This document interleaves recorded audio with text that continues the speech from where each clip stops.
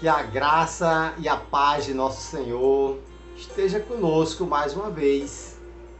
Hoje nós estamos aqui para dar continuidade à série de mensagens que nós começamos a semana passada, onde nós estamos pegando um personagem lá do Antigo Testamento e fazendo uma relação com Jesus Cristo. No primeiro dia nós falamos sobre Adão e Jesus. Segundo dia, falamos sobre Abraão e Jesus, onde nós falamos sobre Jacó e Jesus. Hoje nós vamos falar de um personagem que, em inúmeras passagens, nós vamos ver que relação nós podemos fazer com este personagem e Jesus. Este personagem é Moisés. Hoje nós vamos falar sobre Moisés. Hoje é segunda-feira, dia 31 de maio. E nós vamos falar sobre que tipo de relação, ou como nós vamos se lembrar de Jesus através de Moisés. Quando Deus convocou Moisés para libertar o povo lá do Egito, o povo estava ali no Egito sendo escravo. E alguém precisava libertar este povo. E Deus escolheu Moisés. Deus chamou Moisés para libertar o povo lá do Egito. Aí eu me lembro, Deus enviou Jesus para libertar toda a humanidade da escravidão e do pecado. Primeira coisa que eu me lembro, que faço a relação entre Moisés e Jesus. Outra coisa é quando Moisés vai celebrar ali a Páscoa e Deus orienta a Moisés e Arão. Olha, diga ao povo que arranje um cordeiro sem mácula e sem defeito. Tire todo o seu sangue. Não quebre os ossos. Asse este cordeiro sem defeito e sem mácula. E aí eu me lembro que Jesus, quando foi celebrar a ceia, quando Jesus celebrou a ceia, que dividiu o pão e o vinho, depois Jesus ia ser sacrificado, assim como o cordeiro lá na Páscoa foi sacrificado, agora Jesus foi ser sacrificado, o cordeiro vivo, um ser humano agora, para pagar os nossos pecados. E Jesus era como aquele cordeiro, sem mácula, sem defeito. Foi preciso derramar todo o seu sangue, assim como o cordeiro lá na Páscoa. Não foi quebrado os ossos para se cumprir as Escrituras. E aí Jesus foi sacrificado para pagar o meu e o seu pecado. Então eu me lembro da Páscoa e me lembro depois da ceia. Quando Jesus celebrou a ceia, ele agora foi ser sacrificado como um cordeiro vivo.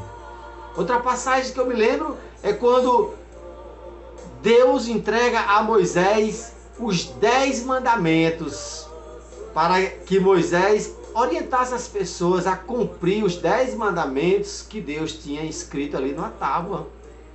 Aí eu me lembro que quando Jesus esteve aqui na terra, Jesus não veio para abolir, a lei. Ele veio para que cumprisse a lei. Mas Jesus disse o seguinte, olha, se vocês cumprirem 2 grandes mandamentos, é muito importante. 2. Que se você cumprir esses 2 mandamentos, com certeza você ia conseguir também cumprir os outros 10, que na época Deus entregou a Moisés. Os 2 mandamentos que Jesus deixou. Amar a Deus sobre todas as coisas e amar o próximo como a si mesmo. Então foi isso é isso que vai nos lembrar entre Jesus e Moisés. Moisés instruiu o povo para que obedecesse os 10 mandamentos. E Jesus pediu que cumprisse esses 2 grandes mandamentos. Amar a Deus sobre todas as coisas e amar o próximo como a si mesmo. Outra passagem que eu também me lembro entre a relação entre Moisés e Jesus. Quando Deus permitiu que Moisés lançasse as pragas ali no Egito, a primeira praga foi transformar aquele rio em sangue. Transformar toda aquela água do rio em sangue. E aí eu me lembro que o primeiro milagre de Jesus foi transformar água em vinho. Porque em uma festa de casamento que ele estava ali, faltou vinho. E Jesus pediu que enchesse algumas talhas, né? E aí aquelas talhas, tudo cheio de água, Jesus transformou água em vinho. Moisés, com permissão de Deus, transformou as águas em sangue. E Jesus transformou a água em vinho. Esse foi o primeiro milagre de Jesus. E a 10ª praga foi que todos os primogênitos morressem ali no Egito. A 10ª praga: vai morrer todos os primogênitos aqui do Egito. E morreu todos os primogênitos. Menos daquelas pessoas, os hebreus, que passaram o sangue do cordeiro nos umbrais da porta. Mas foi preciso morrer todos os primogênitos para que o faraó amolecesse um pouco o coração e libertasse o povo.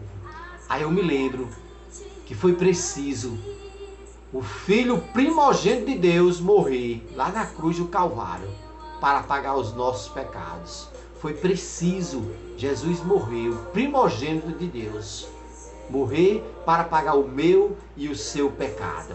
Mas no terceiro dia ele ressuscitou e vive hoje em nossos corações. Então é esse relacionamento que eu vejo entre Moisés e Jesus. Outra passagem, são muitas, mas eu vou citar aqui só algumas. A outra passagem é quando o povo está ali no deserto e Deus manda algumas serpentes ali para picar as pessoas. E as pessoas morriam que eram picadas pela serpente. E Deus disse a Moisés: levante uma serpente de bronze e coloque no madeiro.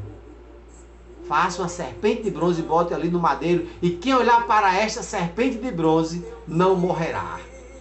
Aí eu me lembro lá no livro de João, capítulo 3, o versículo 14. Aí diz assim: assim como foi preciso Moisés levantar uma serpente no deserto, foi preciso levantar o Filho do Homem, para que todo aquele que nele crê não pereça, mas tenha a vida eterna. O Filho do Homem, o Filho de Deus, foi colocado no madeiro, para que todo aquele que nele crê não pereça, mas tenha a vida eterna. Então são essas passagens que fazem com que a gente lembre de Jesus, quando a gente está vendo algumas passagens que tem lá na Bíblia sobre Moisés. Então a gente precisa entender que Moisés também tirou esse povo lá do cativeiro do Egito para entrar numa terra, na terra prometida. Moisés passou 40 anos para entrar na terra prometida, mas não conseguiu.